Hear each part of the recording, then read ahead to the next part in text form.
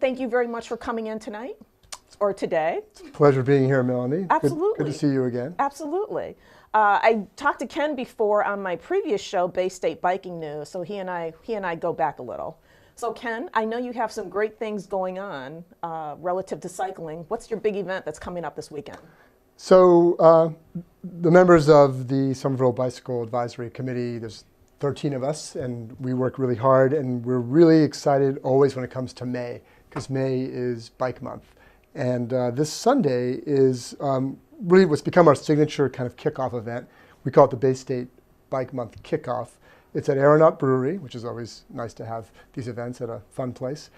And what we try to do with this event is really kick off Bike Month. So we invite all of our friends who are basically running various bike organizations throughout the city. For example, like, are there some Livable examples? Streets Alliance, Okay. Carlson Cyclist Union, Mass Bike. And so between those organizations and many others and bike businesses, we basically combine bike advocacy with music, great aeronaut beer, and bikes. So what's not to like? And the key piece of that is right in the middle. So it starts at 1 o'clock at Aeronaut and runs till 6 with live music, and everyone will be there tabling. But from 3 to 4:30, we're having a discussion panel. What's going to be on the panel? What are you guys going to talk about? So last year we focused on bike safety. Okay. This year, bike safety is so very important to us, but we're really talking about how people advocate for safer streets. So we have everybody from Nicole Friedman, who used to be the bike czar of Boston, to our friend Jonathan Fertig, who does things more on his own and tries to take some bike safety issues into his own hands when it comes to creating safer infrastructure and everything in between. Now, did Nicole come back here? Because she went out west, right? Yeah, Nicole's back. She is now the transportation director of the city of Newton. So she is back in the area. We're very excited to have her. She's a fantastic advocate. So it should be a great panel, and we invite everyone to come and listen to the panelists, and then we'll open it up to questions. But really it's to talk about how we as individuals can all advocate for safer streets, whether you are part of a large organization or whether you're just on your bike route from Somerville to downtown Boston and you see a problem and you want to fix it. How do you do that? So it sounds like whether you're a commuter or a long distance biker, anybody's welcome. Or even if you're not a biker, maybe if you're just a driver and you want to advocate for safer. Exactly, or a pedestrian. So all of these things apply. So how can people find out more information about this event? So if you go to our website, so somervillebikes.org, you can find all this information. And we have a whole slew of activities for Bike Month. And this is on May 7th, which is Sunday, but we have a whole variety of other activities all month long to just really kind of celebrate Bike Month. Okay, and that's somervillebikes.org? Somervillebikes.org. Okay, so if you want to find out more about this event that's coming up on Sunday, visit somervillebikes.org. Again, if you're a commuter, a long distance bicyclist, a pedestrian, or just somebody who drives and just wants cyclists to be safe, everybody's welcome to come out. Right. Can I tell you about a few more of the events that we have? Absolutely. What else do you have going on? So in 2 days, so today, well, I don't know if today matters, but today's Monday, May 1st. Happy May. On Wednesday, May 3rd, also at Aeronaut. Aeronaut's a fantastic partner for us, by the way. They just became a bicycle-friendly business. They're now the third business in Somerville to get the official bike-friendly business, which is a national designation. Okay, and what does that mean? It means that the League of American Bicyclists, the premier national bike advocacy organization, has come in and they've reviewed what Aeronaut does for bicycling and bicycling community, and they give us a status. So they also do this for cities. So Somerville is a silver level city, Cambridge is gold, Boston is silver.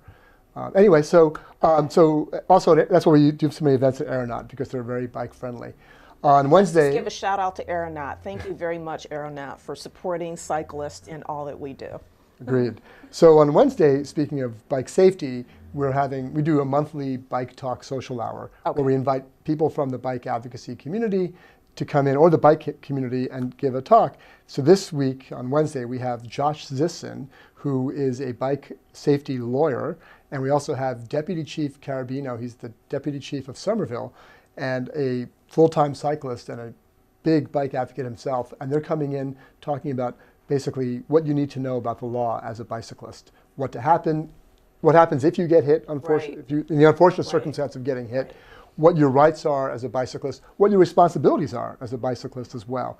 So they'll be there from 6 o'clock to 7:30, kind of co-hosting this bike talk. And then we open that up to questions and answers. And that's a real good place to come if you have safety questions and legal questions. Absolutely, and I just want to tell our viewers that's very important. As somebody who's been hit, I was hit before and I was clueless.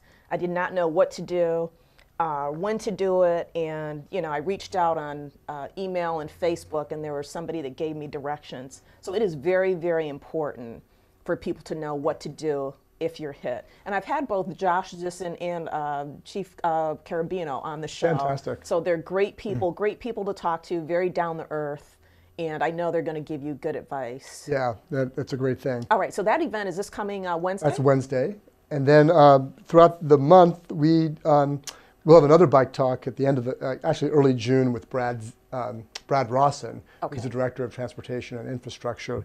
But the big event that we have in June, kind of capping the bike month, is we do the Rush Hour Challenge every year. And the Rush Hour Challenge is a really fun event where we basically pit a bicyclist versus a T-rider versus a motorist. And they have to get from point A to point B during rush hour. And it ends at Red Bones, another fantastic bike-friendly business in Somerville. But actually this year it's two parts. In the morning, it's going to start in Roxbury, and basically from Dudley Square in the morning. It's going to finish at Faneuil Hall with a little bit of a bash. Okay, so that's the morning commute? That's the morning Is that commute. The morning commute? So there's going to be a little bit of a bicycle bash at Faneuil Hall, but starting in Dudley in the morning. And then we're going to do part 2 in the evening and go from Faneuil Hall to Red Bones.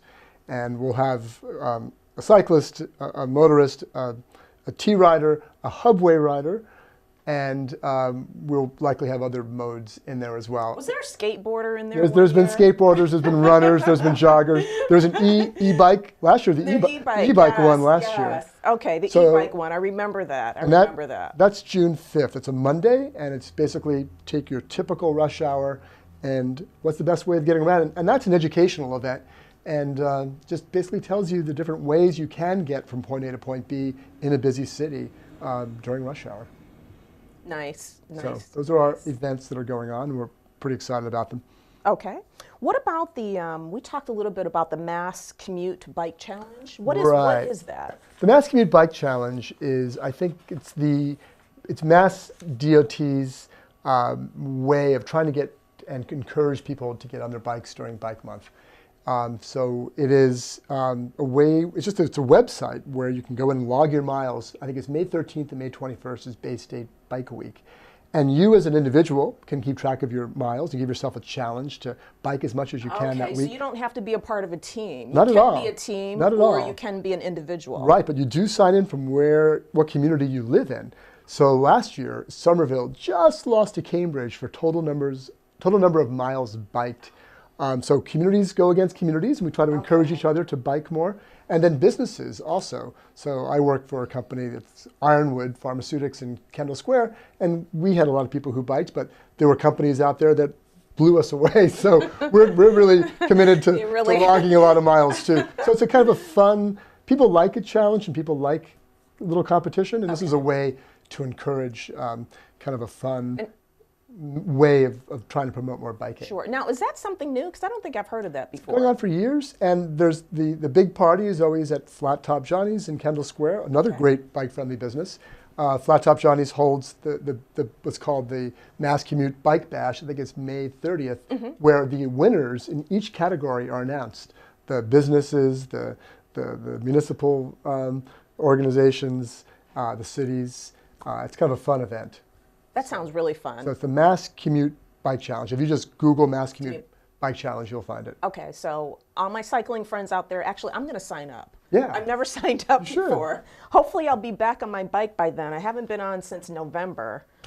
The weather. I'm not a commuter. You know, I'm a fair weather rider, and the weather has been fair one day and then freezing the next 5 days, Yeah, it has. which really doesn't interest me. But I am. Hopefully I'll be back on my bike by May 13th, and I'm gonna sign up and Great. and represent my community. We encourage you. Absolutely, absolutely.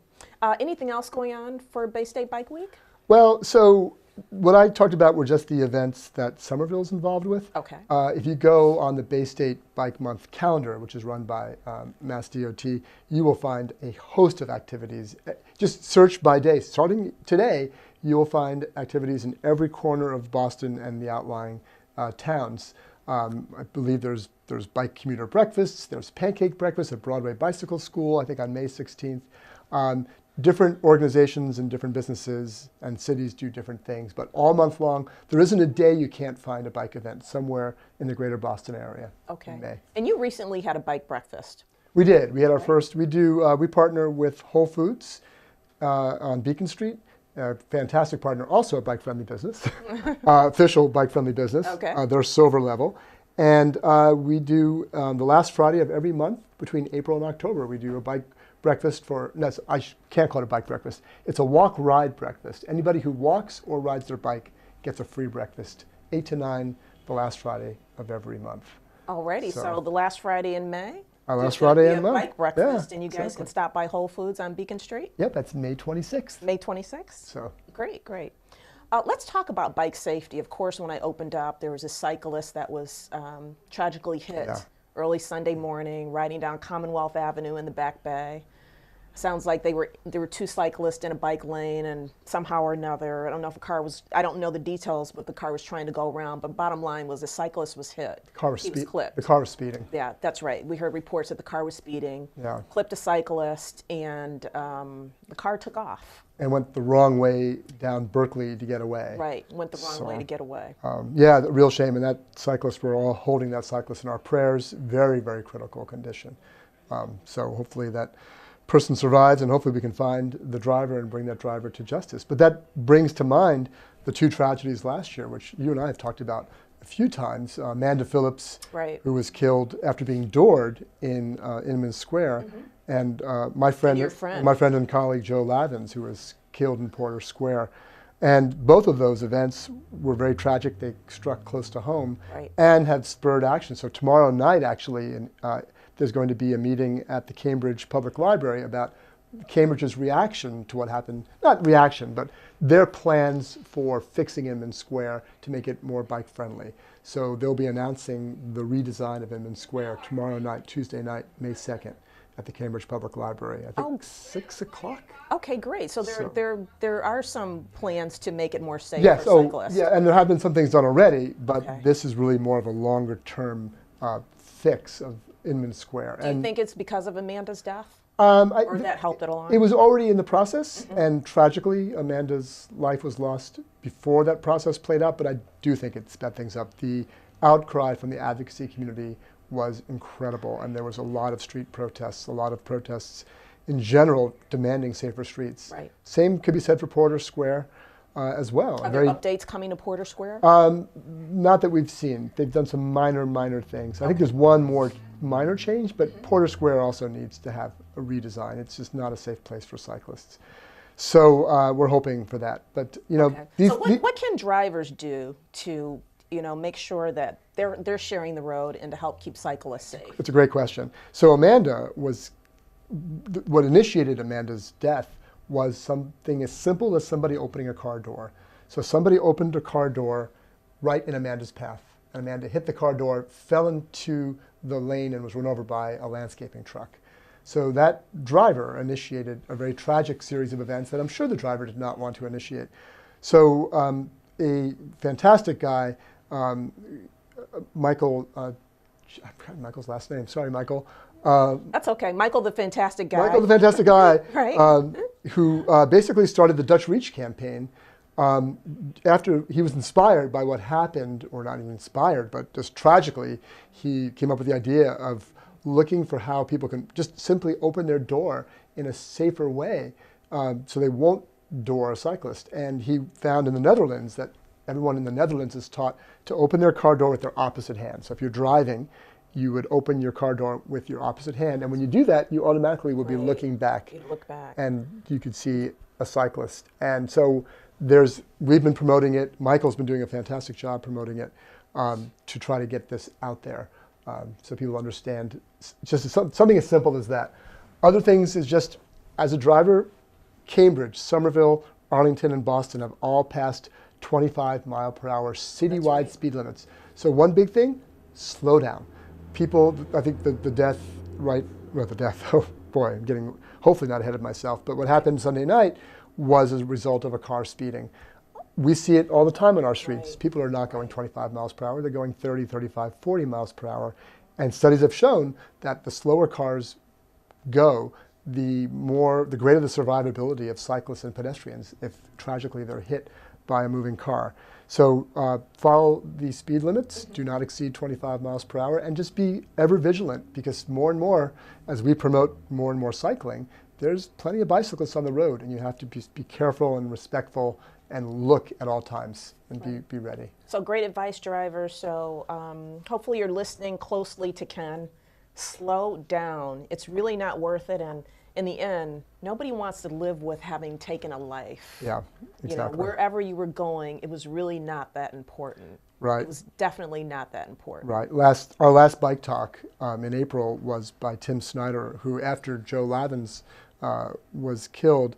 And that was your friend, Joe Yeah, Lavins, Joe right? Lavins. He came out with a column entitled, in Boston Globe, it was a letter to the editor, I don't want to die and you don't want to kill me, which was basically that same thought. Right. And he, same sentiment, and he gave a bike talk last month, and it was very heartfelt. He just came and said, this is why I wrote this piece, and I don't want to die, I have a whole life ahead of me, and you don't want to kill me because it's really going to make your life also not optimal, and you're going to be very sad because of the consequences of your actions. So it was very poignant.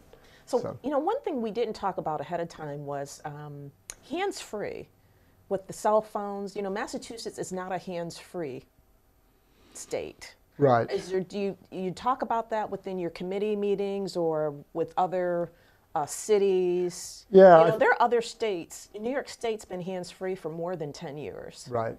And, you know, they're not the only state. There are many other states that are hands-free. Right. If I'm not mistaken, there is at least legislative action beginning on hands-free at the state legislative level, and I think that's where it has to happen. And we are promoting hands-free. I think many advocates are, because there's nothing worse than having a phone here as you're driving. Just physically having the phone, one, it limits your vision, but two, you're distracted. Absolutely. So we're very much in favor of hands-free laws in the state. Be fantastic. So can we maybe talk about some of the infrastructure changes that we're Let's talk about Beacon Street. That's a good one. Yeah, let's start with Beacon Street. Okay. So we're really excited that Beacon Street is getting protected bike lanes, also known as cycle tracks. This year is the final year of the project. Yeah, the project's been going on for how many years now? Well, the actual project's been 2 years, Okay. but there was a year when we got the street finally resurfaced with a thin coating to make it smooth for the first time in 15 or 20 years. Everyone loved that. But now we're digging it up again. Okay. And the idea is, not the idea, but the concept is to put in protected bike lanes. So Beacon Street, this is the first federally funded protected bike lane project in the state.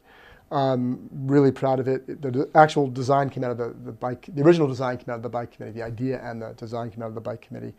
And it's going to be fantastic. We're going to have protected bike lanes from Oxford Street all the way down to Washington Street where Dali is. Okay. And there'll be basically curb protected bike lanes. So you will be biking at the same level of the sidewalk and protected from moving cars by a curb. And is this going to be done by the end of 2017? Yes, absolutely. So you'll probably see most of the cycle track being finished. It's done, well, it's partly done on one side.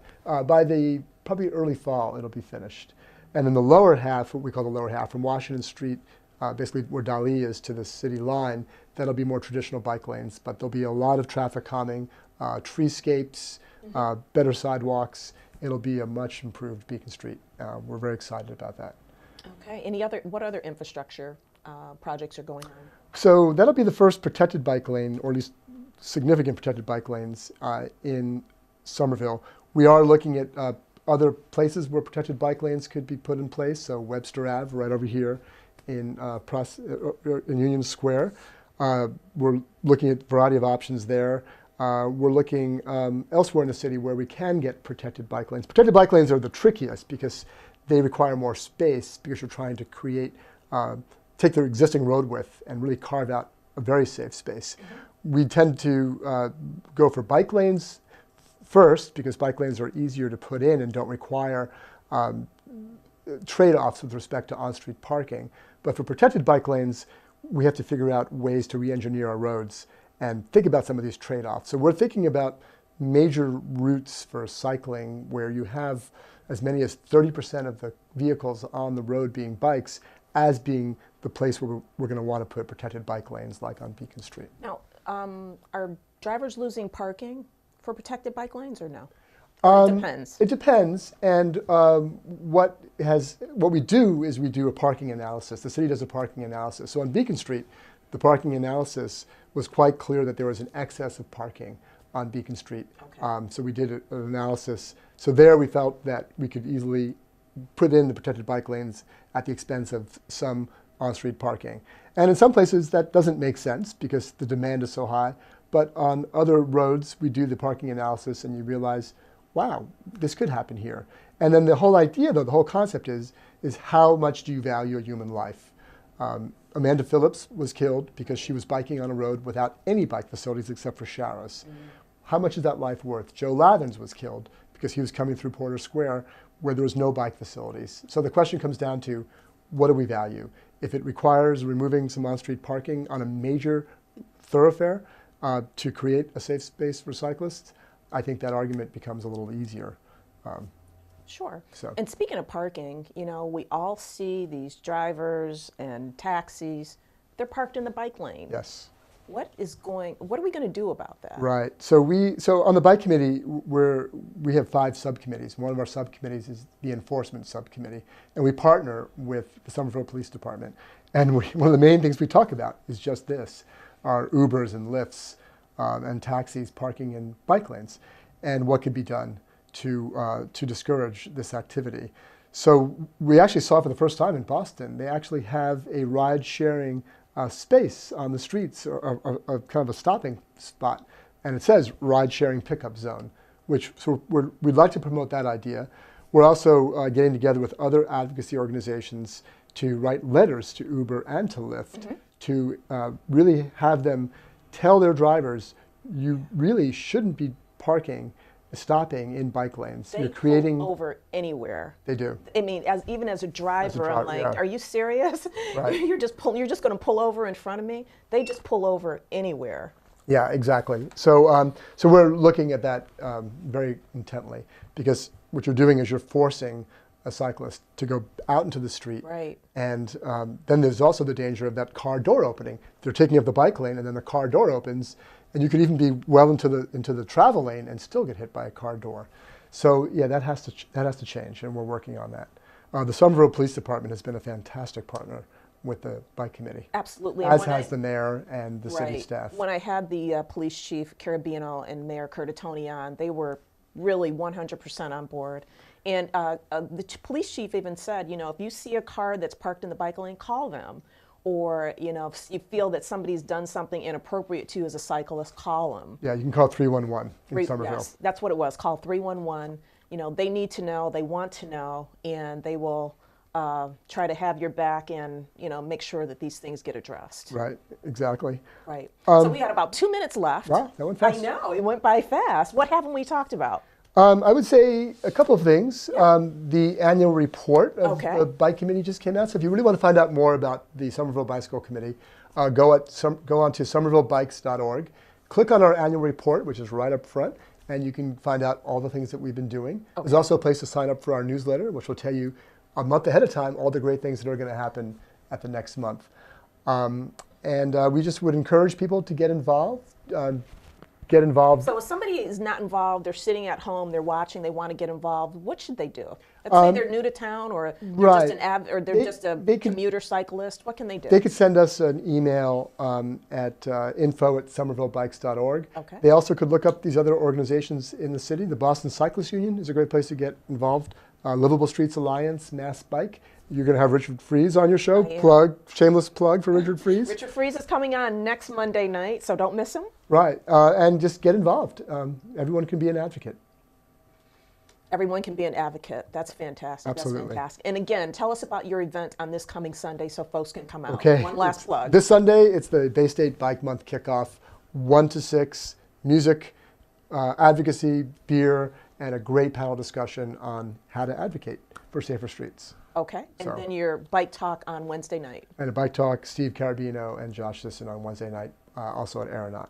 So come on out and learn about advocacy and bike safety. Alrighty, one last question for you, Ken. When you're not talking about bike safety and advocacy, what do you do for fun?